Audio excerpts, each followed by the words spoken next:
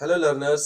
तो कैसे हैं आप लोग? उम्मीद करता हूँ आप लोग मस्त और जबरदस्त होंगे और अपने 10th के बोर्ड्स के प्रिपरेशन में जी जान से लगे होंगे। तो आज मैं लाया हूँ आपके लिए सीबीएसई क्लास 10th इंग्लिश के सैंपल क्वेश्चन पेपर, जो सीबीएसई खुद अपने वेबसाइट पे 5 सितंबर 2024 को जारी किया है। इस क्वेश्चन के हम लोग देखेंगे ग्रामर पार्ट को, जो 10 मार्क्स का आपके टॉपिक पे आने वाला है। तो उस ग्रामर में बेसिकली कौन कौन से टॉपिक को सीबीएसई ज्यादा इंपॉर्टेंस दे रहा है, क्वेश्चन का डिफिकल्टी लेवल क्या है, किस टॉपिक्स के से कितने मार्क्स बन रहे हैं, तो मैं देखता हूँ क्या है। ठीक है, तो आइए देखते हैं। आप देख सकते हैं क्वेश्चन नंबर 3 क्या कह रहा है, complete any 10 of 12 of the following task as directed.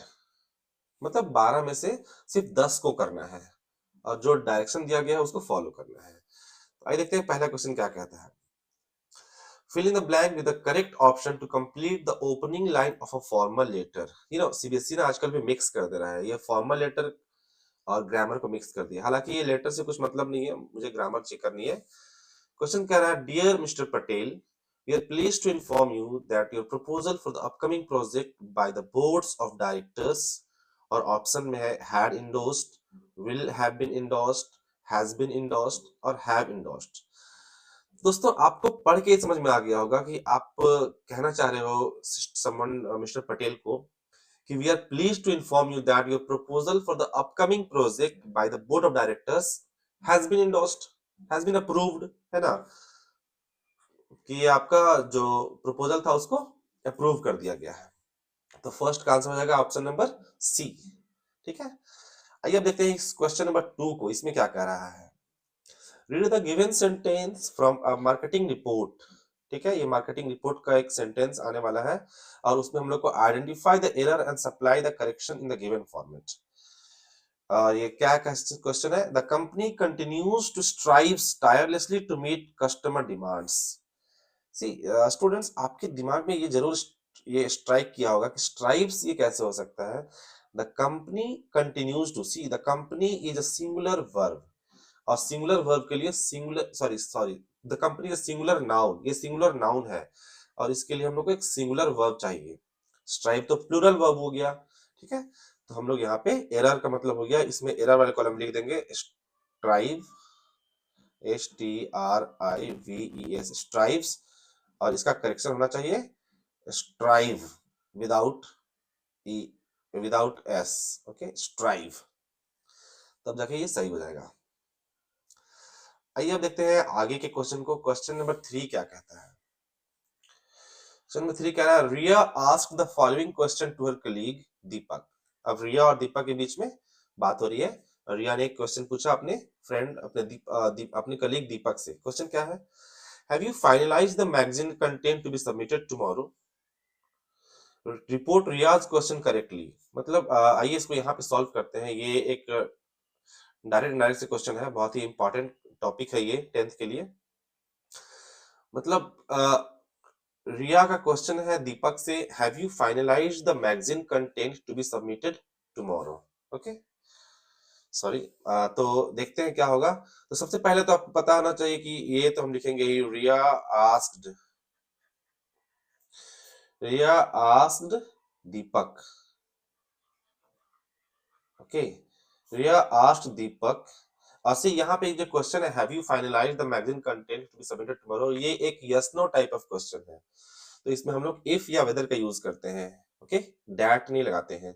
तो हम लोग चलो इफ लिख देते हैं। If Riya asked Deepak if, और ये प्रोनाउन चेंज भी होता है तो यहाँ पे यू है, तो यू के लिए हम लोग लगाते हैं यहाँ पे एक बॉय है ना दीपक, तो दीपक के लिए हम क्या लगाएंगे, ही। रिया आस्क्ड दीपक इफ ही, और ये जो प्रेजेंट परफेक्ट है ये हो जाएगा past perfect.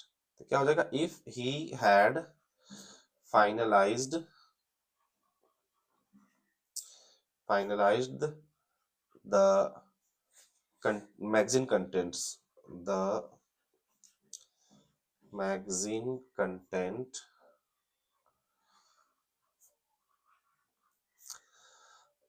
to be submitted। बस इसको, बस आपको थोड़ा सा फॉर्मूला जानना है, बाकी तो आपको सब कुछ तो क्वेश्चन में ही दिया हुआ है। और टुमारो का क्या हो जाएगा, टुमारो हो जाएगा द नेक्स्ट डे या फिर द फॉलोइंग डे, सेम चीज है। तो गाइस इसका आंसर क्या हुआ?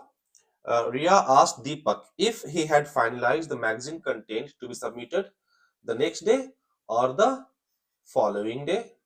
It is same. Okay.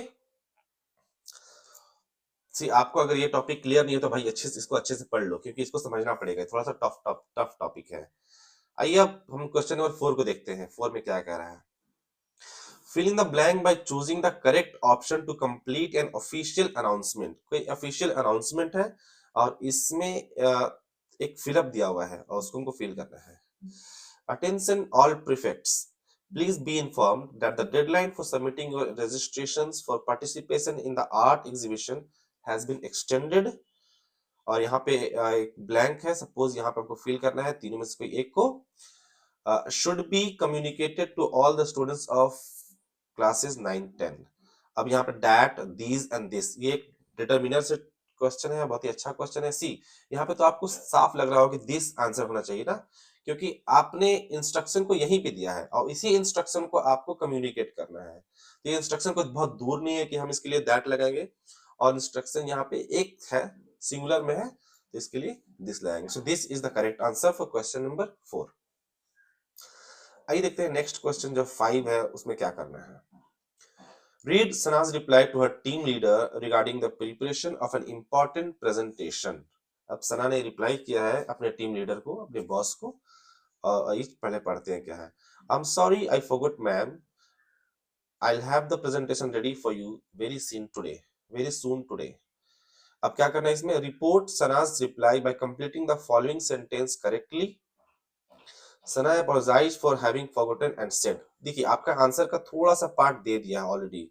Sana apologized for having forgotten and said, मतलब आपके जो फर्स्ट पार्ट का क्वेश्चन था, जो ये क्वेश्चन है I'm sorry I forgot ma'am, इसका तो रिपोर्ट कर दिया ऑलरेडी। अब बचा हुआ क्वेश्चन को हमको रिपोर्ट करना है, तो इसके बाद क्या होगा? सना apologized for having forgotten and said। अब सबसे बात क्या हम करेंगे, इसके बाद हम करेंगे प्रोनाउन, तो आई की जगह पे क्या हो जाएगा? सी। सी it is will have। okay, will have become would have। it is very simple। अगर आपने पढ़ा होगा तो आपको याद होगा कि will would हो जाता है she would have। okay, I have the presentation ready। she would have the presentation okay ready for you given ना, तो यू भी यू टीम लीडर के लिए, मतलब टीम लीडर भी एक फीमेल है ना, for her. Okay, for her very soon, और ये टुडे हो जाएगा दैट डे। ओके गाइस, तो क्या आंसर हुआ? She would have the presentation, sorry, she would have the presentation ready for her very soon that day. Okay, आइए अब देखते हैं नेक्स्ट क्वेश्चन को। क्वेश्चन नंबर 6 क्या कहता है?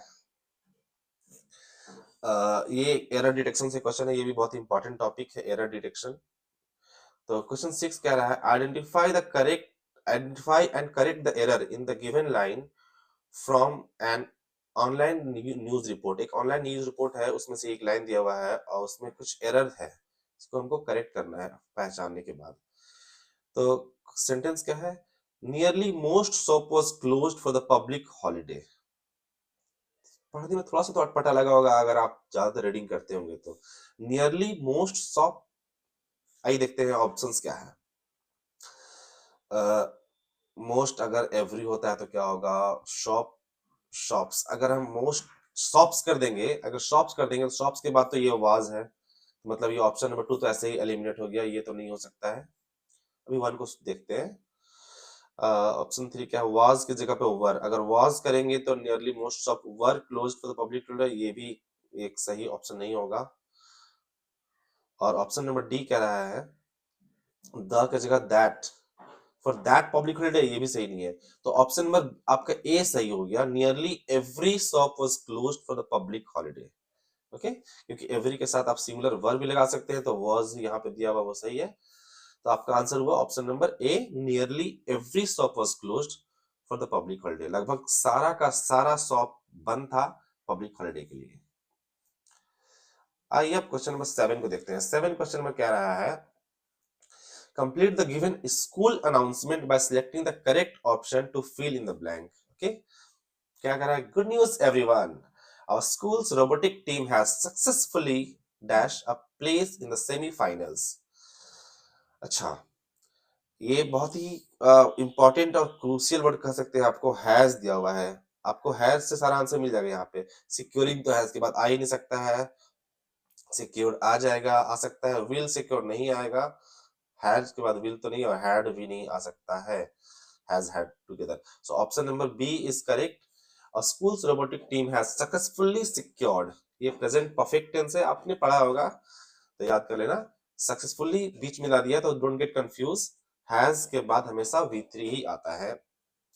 ओके, आइए अब देखते हैं हम लोग क्वेश्चन नंबर 8 को। 8 क्या कह रहा है question, detect the error and supply the correction for the given observation bye a child.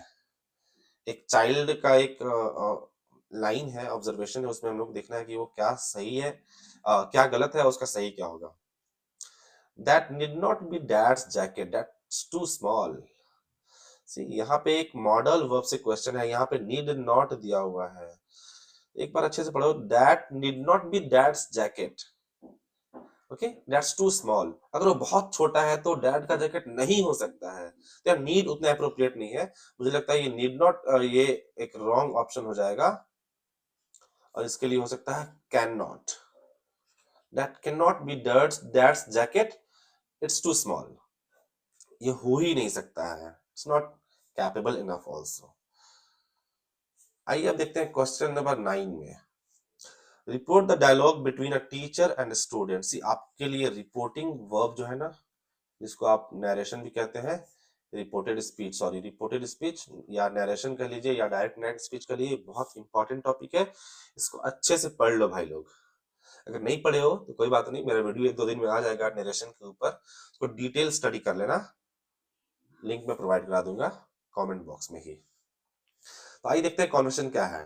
Teacher speaks, did everyone understand the new assignment, and student says yes we all got it, thank you.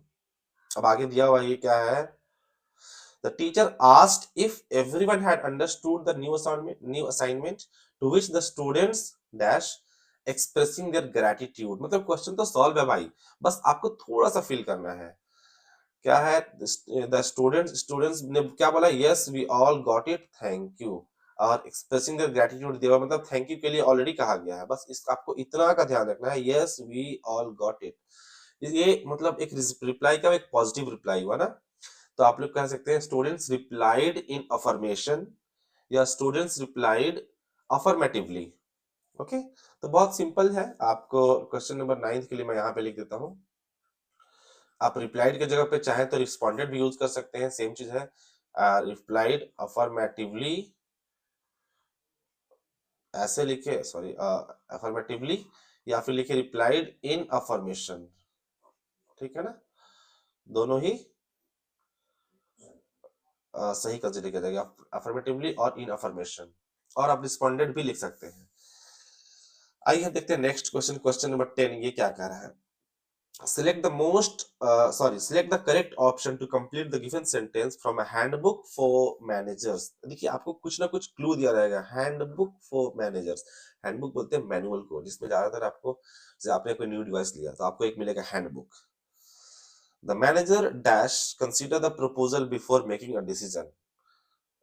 जब भी manager को decision लेना होगा तो क्या करना चाहिए, will, should, might या कैन। तो एक हैंडबुक में जो दिया रहता है वो इंस्ट्रक्शंस होता है जनरली, और इंस्ट्रक्शंस के लिए सबसे बेस्ट होगा यहाँ पे शुड्स के साथ जाए, the manager should consider the proposal before making a decision, तो I think should be the correct answer. आइए देखते हैं हम लोग क्वेश्चन नंबर 9 को देखते हैं, ठीक है, 9 क्या कहता है, sorry 11, complete the given sentence about the reaction of some friends by selecting the correct option। The group of friends dash excited at the prospect of their upcoming adventure। तो आप कंफ्यूज नहीं होना भाई लोग कि ये फ्रेंड्स दिया हुआ तो ये प्लूरल हो जाएगा, नहीं भाई, the real subject is the group, group के बारे में बात हो रहा है और द ग्रुप एक सिंगुलर सब्जेक्ट है, तो यहाँ पे आंसर आपका आ जाएगा इज। ठीक है, option number C is the correct. अब आइए हम लोग लास्ट क्वेश्चन पे आ गए हैं, क्वेश्चन नंबर 12। उसके बाद मैं डिस्कस करूंगा कुछ इंपॉर्टेंट टिप्स कि आपको ग्रामर को कैसे अटेम्प्ट करना है, किस टॉपिक का ज्यादा इंपॉर्टेंस रहा, देखते हैं। सी एक बार फिर से हम लोग को मिल गया नरेशन का क्वेश्चन। सो नरेशन भाई वेरी इंपॉर्टेंट टॉपिक, पढ़ लो अच्छे से वरना पछताओगे मत, करना फिर आपने बताया नहीं था। देखते हैं क्या है। Read the conversation about social media between a teacher and a student. अब टीचर और स्टूडेंट बात करें सोशल मीडिया के बारे में। टीचर कहता है, how do you think social media influences our perceptions of reality. Jagreet वो बोलता है, I believe it distorts our perception of reality by only showing the highlight reels of people's life। ये तो करता है सोशल मीडिया, क्या दिखाता है, बस जितना भी इम्पोर्ट हाइलाइट्स है, जो जरूरी चीज है, जो थोड़ा फेमस हुआ है, जो थोड़ा पॉजिटिव हुआ है, बस उसको दिखा देगा और हमारे परसेप्शन को क्या डिस्टॉर्ट कर देगा, डाइवर्ट कर देगा। ठीक है, एनीवे तो इसको रिपोर्ट करना है। Report the students response bye completing the following. तो स्टूडेंट ने कैसे रिस्पॉन्ड किया उसको रिपोर्ट करना है। द स्टूडेंट्स रिमार्क्ड दिया हुआ है by only showing the highlight reels of people's lives। अब क्या स्टूडेंट बोला था, I believe it distorts our perception of reality by showing the highlight of real people. Okay, तो यहाँ पे क्या हो जाएगा, आई के जगह पे ही हो जाएगा ना। क्वेश्चन नंबर 12 के लिए यहाँ पे लिखता हूं मैं। ठीक है, चूंकि बॉय है तो वहां पे हो जाएगा ही, और सिंपल पास्ट है ना, I believe, sorry I believe simple present हुआ ना, तो इसके जगह पे सिंपल पास्ट हो जाएगा। सॉरी हैड भी, जस्ट अ मिनट, यहाँ पे पहले नंबर कंजक्शन लगाना पड़ेगा, दैट। ठीक है, तो क्या हो जाएगा, that the students remark that he believed. okay, simple past, no, simple present becomes simple past, that he believed social media, it की जगह पे हम सोशल मीडिया कर सकते हैं ना, क्योंकि सोशल मीडिया के लिए यूज है ना। That he believed social media distorts, जो दिया हुआ है, social media distorts our perception, तो आवर बिकम्स देयर परसेप्शन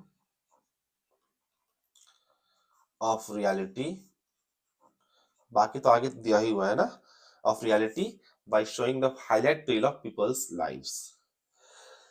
तो स्टूडेंट्स ये 12 क्वेश्चन था जो हम लोग डिस्कस कर चुके हैं, आपको सिर्फ 10 करना है। तो पहले आपको करना क्या है कि आपको सबसे पहले आपको 10 क्वेश्चन को सोच लेना कि किस 10 को आप अटेम्प्ट करने जा रहे हैं, और जिसमें आप बहुत श्योर हैं उसी को अटेम्प्ट करें, सारा क्वेश्चन अटेम्प्ट ना करें, टाइम भी आपको देखना है। ठीक है, तो आइए देखते हैं एनालिसिस करके कि सबसे ज्यादा क्वेश्चन किस टॉपिक से आया है। ठीक है ना, ग्रामर में जैसे कि आपको पता है आपके पास 4-5 टॉपिक है, जैसे कि एक डिटरमाइनर हो गया, आपके पास टेंस, एक हो गया आपके पास मॉडल्स, डायरेक्ट इनडायरेक्ट स्पीच, ठीक है, एरर करेक्शन वाला टॉपिक होता है उसमें से आता है, डिटरमिनर्स। तो देखते हैं सबसे ज्यादा क्वेश्चन किस टॉपिक से आया है। तो अभी तक 12 क्वेश्चन सॉल्व किए, उसमें हम लोगों ने देखा नरेशन से, I am writing in bit bold, आपके पास नरेशन से टोटल 4 क्वेश्चंस थे भाई, 4 क्वेश्चन, 4 मार्क्स, कुछ कहाता है 10 में 4। आपके पास टेंस से भी क्वेश्चन थे, जो मैंने देखा प्रेजेंट परफेक्ट का मोस्टली यूज था, वो 2 क्वेश्चन आप मान सकते हैं टेंस से थे। Subject verb agreement, okay, subject verb agreement से भी आपके पास क्वेश्चन थे, जो कि 2 ही थे, ज्यादा नहीं थे। डिटरमिनर से भी क्वेश्चन था, ठीक है ना, डिटरमिनर से भी 2 क्वेश्चन थे, और आपके पास मॉडल वर्ब से भी 2 क्वेश्चन था। भाई सब टॉपिक इंपॉर्टेंट है, ये 5 टॉपिक ही है, बस 5 टॉपिक को पढ़ लो और 10 नंबर फ्री फोकट का ले जाओ। और भाई इस टॉपिक को तो जरूर पढ़ना, ये नरेशन जो है 4 मार्क्स आपको दे सकता है। टेंथ तो आपने पढ़ाई होगा, अच्छे से रिवाइज कर लेना, सब्जेक्ट वर्ब एग्रीमेंट भी पढ़ा होगा, रिवाइज कर लेना, अगर नहीं पढ़ा होगा तो भाई मेरे चैनल पे को सब्सक्राइब कर लेना। आज ये तो मेरा पहला वीडियो है क्लास 10th के लिए, और भी वीडियोस आते रहेंगे डिटरमाइनर्स के लिए, मॉडल्स के लिए। तो आज का वीडियो मैं यहीं पे एंड करता हूँ। और उम्मीद करता हूँ अगर आपने इस वीडियो को देखा होगा तो ज़रूर सब्सक्राइब कर लेना यार, क्योंकि मैंने चैनल बनाया है, अगर आप सब्सक्राइब करोगे तो मैं वीडियो लाता रहूँगा क्लास 10th का। ठीक है? फिर मिलते हैं अगले वीडियो में।